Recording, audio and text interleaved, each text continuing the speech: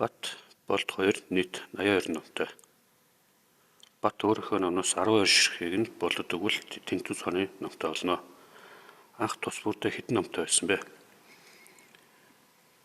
За Батын номыг ийм байсан гэж бодъё. Бат өөрийнхоос 12 номыг болдод өгнө тэгэхээр өөрийнх нь номноос 12 хэсэгдэнэ. Харин болдын ном дээр 12 нэмэгдэнэ. Тэгэхээр болд бол цөөхөн номтой гэсэн үг. За болдын номыг ийм гэрчмээр төслөө.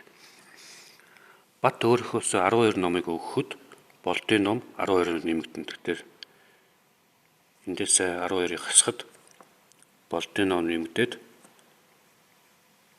ийм болно. Ингээд тэнцүү болж байгаа гэсэн үг. За энэ хоёр нийлээд 82 номтой гэж өгсөн. Тэгэхээр ном өгүүлцэж авалцсны дараагаар бол номны хэмжээнүүд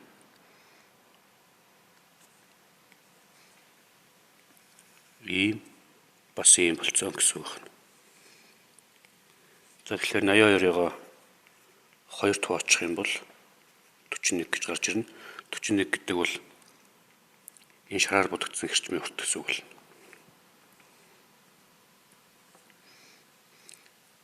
За тэгэхээр Батын анх байсан номыг одлохын тулд тэр 41 дээрээ тэр хатсан 12-ыг нэмж өгөөд 53 гэж гарч ирнэ. Харин болдын ном болохоор